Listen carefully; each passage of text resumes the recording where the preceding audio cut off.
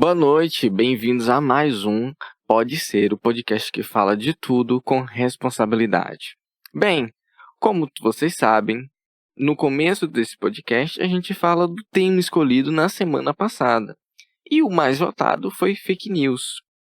E eu pensei, nada melhor para falar sobre fake news do que o projeto de lei 2630, que visa principalmente regulamentar as Big Techs, o Google, o Meta, o Telegram, para ser responsáveis pelos conteúdos que são postados neles.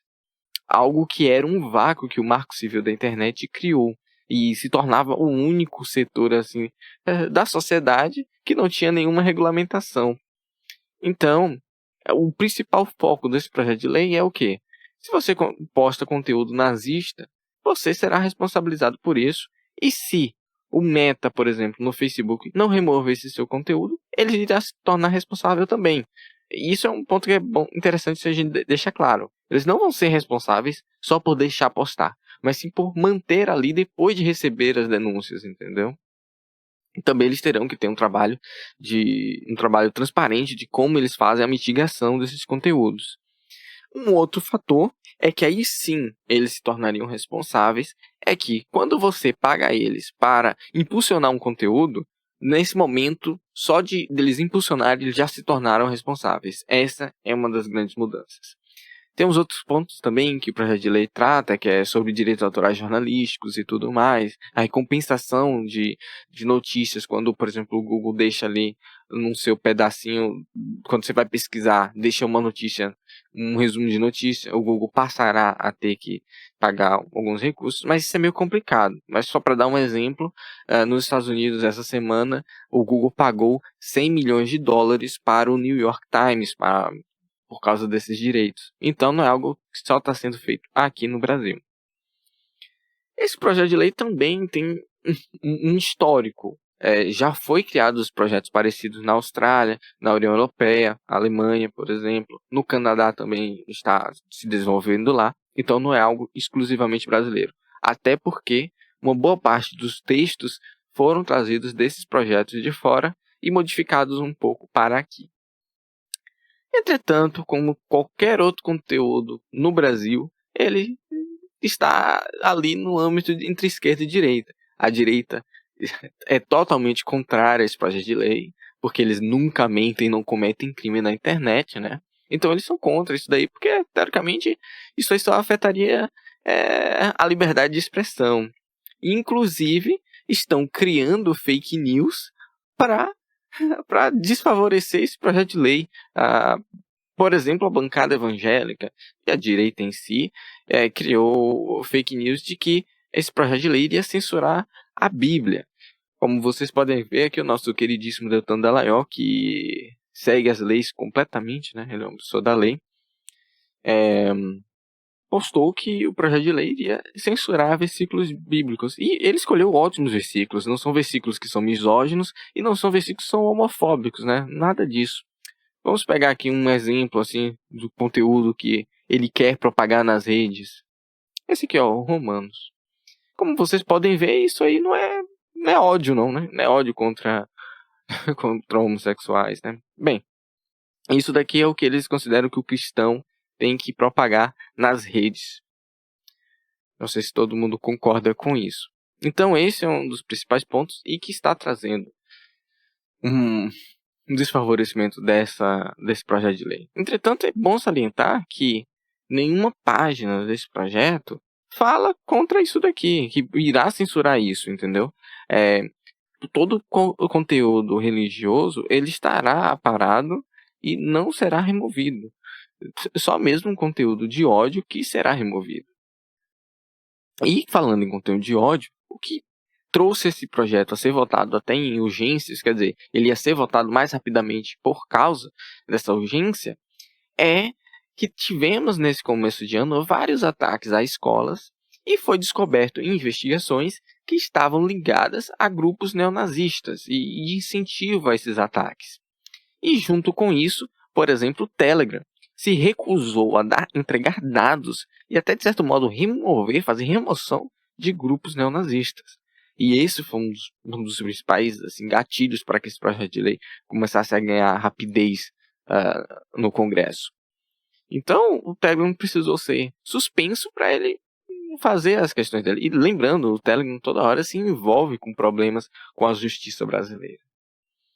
Então, esse é um dos principais fatos. Agora tem outro, que é a questão da esquerda. A esquerda não sabe se comunicar. Ela se perdeu, por exemplo, nesse projeto de lei. Eu acompanhei o Orlando Silva, que é o relator desse projeto de lei, essa semana pela internet. E ele participou de algumas entrevistas. Ele participou uma, por exemplo, com o Reinaldo Azevedo, que ele foi bem. Mas ele também foi em um podcast chamado Inteligência Limitada, que lá ele debateu com o Arthur Duval, o Mamãe Falei, né? Também conhecido Mamãe Falei, o youtuber, né? E lá ele simplesmente, digamos, perdeu o voto. Por quê? Porque ele tentou ser um político num podcast, sabe? E tira aquela informalidade toda do podcast, tira o ambiente de debate, o ambiente de conversa. E as pessoas consideraram que ele estava fazendo mais ou menos uma política ali dentro. Então, isso foi um fator impactante que ocorreu. E ele não soube se portar no debate. Eu vou até botar um pequeno trecho aqui para vocês entenderem como é que foi. É óbvio a decisão do inimigo lá indo notificar. Eu perguntei o número aqui, você não soube dizer, cara. Você não sabe nem me dizer o parâmetro pelo qual. É óbvio que não tem número, cara. Objetiva. Não é objetiva, é subjetiva. É objetiva. Eu dei o exemplo do 20 de abril. Você não tá ouvindo, mano? Orlando, então eu te dei outro exemplo. Me fala o número que você quer. 8 de janeiro, tentativa de golpe. Orlando. Aquele movimento lá, festa da Selma, dava pra ser identificado. Orlando. Não consegue falar. Não ataque. Tá me censurando. Não tô censurando. Mamãe tá me censurando. Você tá fugindo. Mamãe, chorei. Tô sendo censurado pelo... bicho. Velho, sério, Orlando. Eu sempre achei você um bom debatedor, cara. Você não deixar eu falar, falando mamãe chorei, mano, é tipo assim, sabe, o relator do projeto, cara. Vamos lá. Não, mas deixa eu completar meu raciocínio aqui. Desculpa, mamãe. Não, eu não tô ofendidinho, cara. Então, tipo, se você estava a favor desse projeto de lei, imagine você ter o seu relator fazendo uma entrevista nesse sentido, um debate, respondendo as perguntas dessa forma. E foi quase o debate todo. É claro, isso aí eu selecionei um pedaço que ele foi muito mal, mas não é um ambiente que você pode ser muito mal. Não é um debate que você pode ser muito mal, até porque o ambiente da internet é quase bem contrário a esse projeto de lei, principalmente o YouTube. E nesse ambiente aí que estaria provavelmente mais os próprios assinantes, os viewers do Mamãe Falei.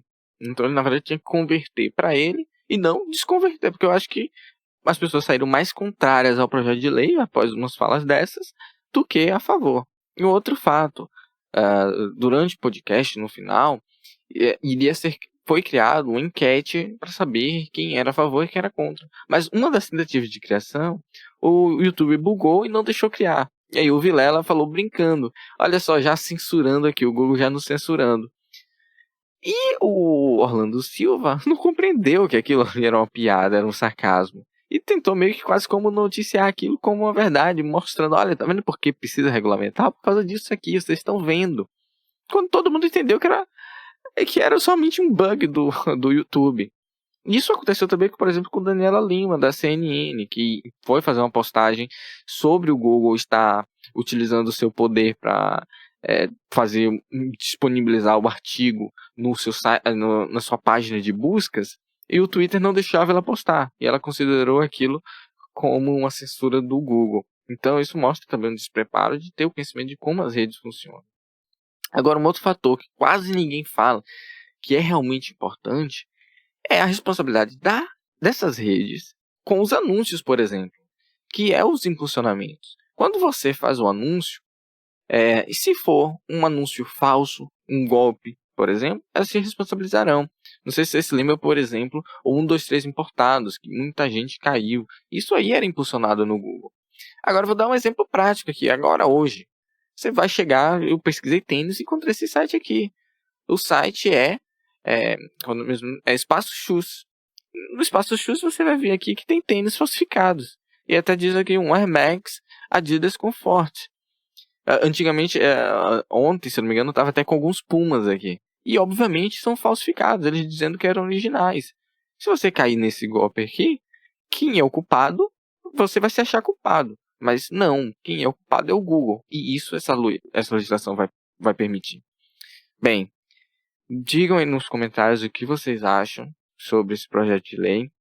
Aguardem um pouco que o entrevistado já está quase chegando. Então, obrigado. Aguardem aí, já voltamos.